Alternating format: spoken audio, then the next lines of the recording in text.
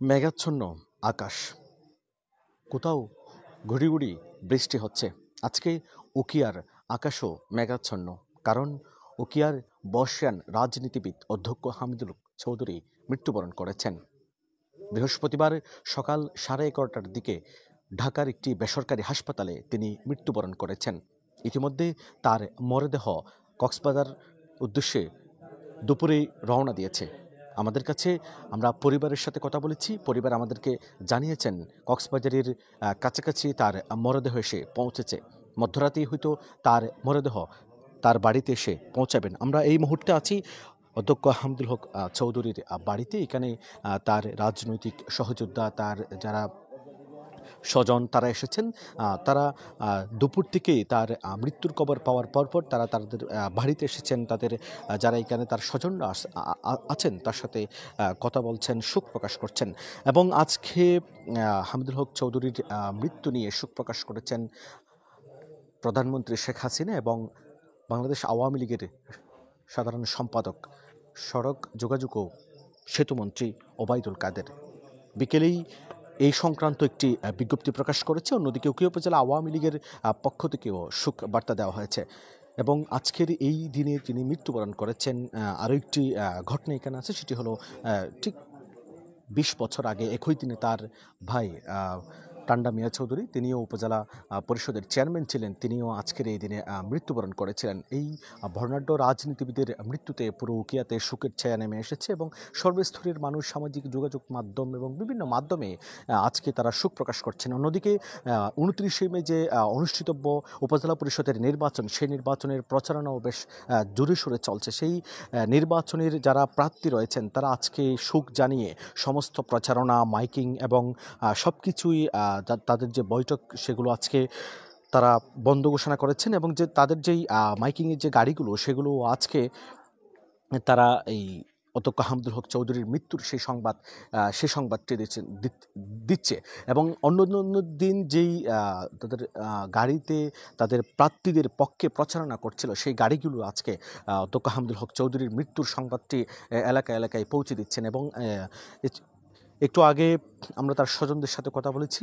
তার মরদেহ কক্সবাজারের কাছাকাছি এসে পৌঁছেছেন। এবং আরেকটি তথ্য সেটি হচ্ছে আগামীকাল 3টায় উকিয়া উচ্চ বিদ্যালয় খেলার মাঠে অধ্যক্ষ হামিদুল হক চৌধুরীর জানাজা অনুষ্ঠিত হবে এবং পারিবারিক সূত্রে আমরা সেটি জানতে পেরেছি।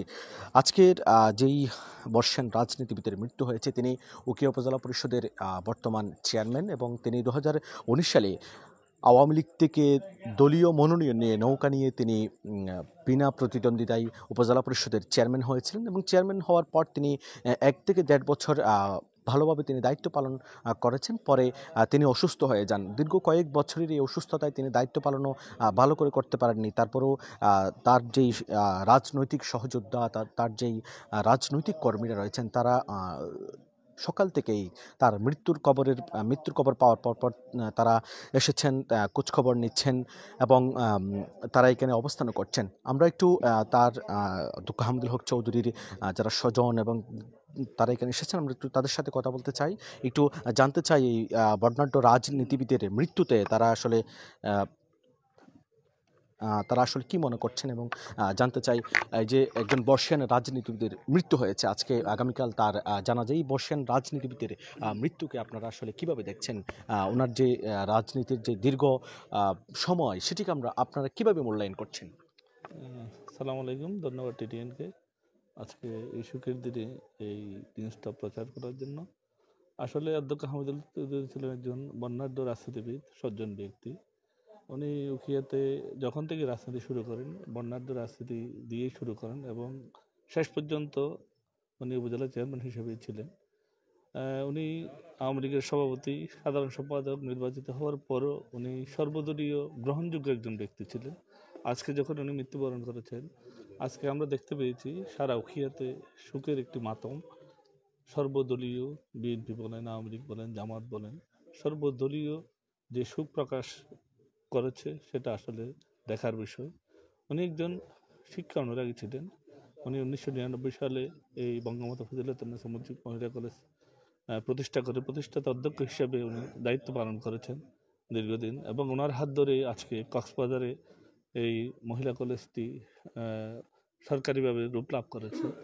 এছাড়াও উনি এই যে এই কিছুদিন আগে, অনেক দিন আগে এই বুদ্ধ মন্দিরে হামলা হয়েছিল রামুতে, সেই বিশাল একটা ঘটনা ইউকিয়াতেও ছড়ানোর চেষ্টা করা হয়েছিল, কিন্তু ওনার নেতৃত্বে উনি সেটা দমন করেছিলেন। আজকে সেটাও আমার মনে আসছে।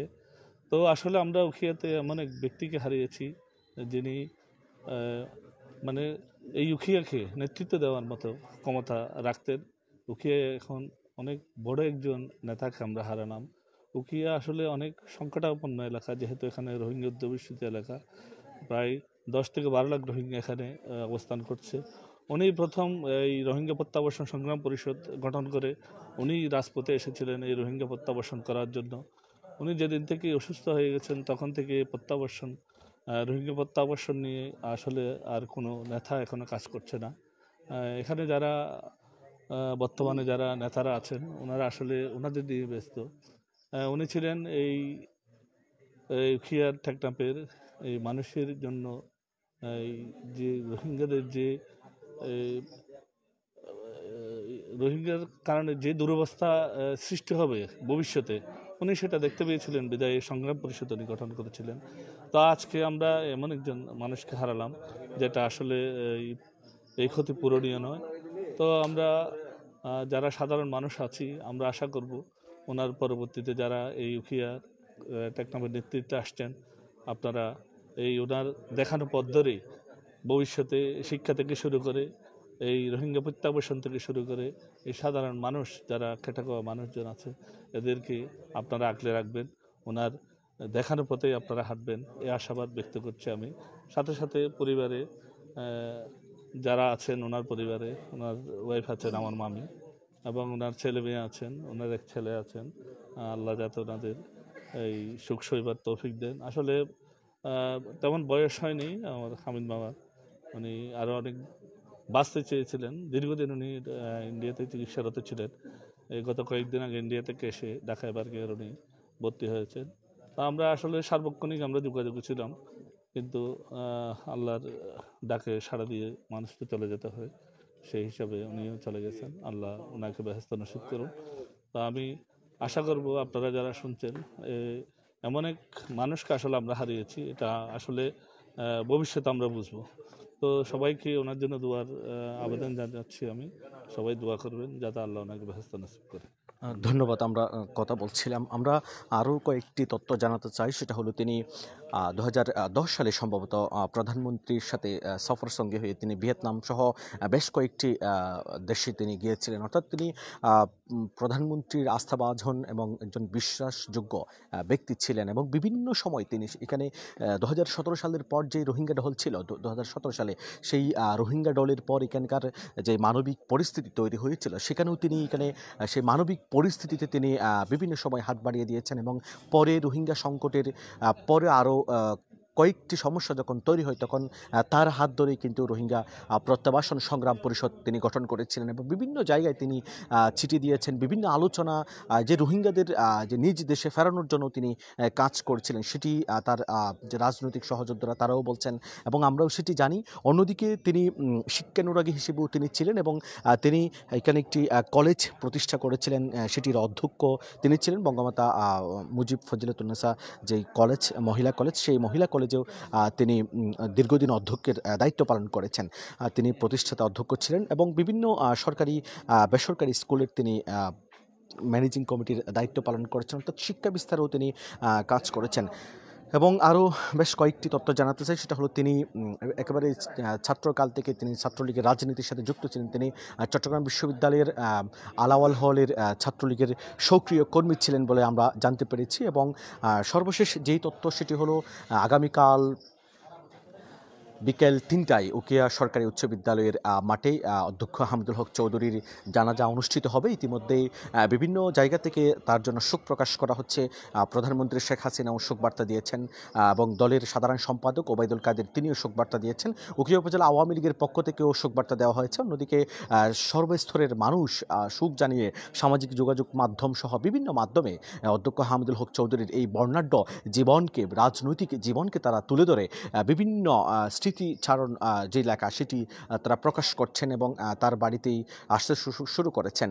এবং সর্বশেষ যে সেটি হচ্ছে পুরো উকিয়াতেই এই বর্ষিয়ান রাজনীতিবিদের মৃত্যুতে শোকের ছায়া নেমে এসেছে। দর্শক, এই ছিল এখানকার সর্বশেষ তথ্য।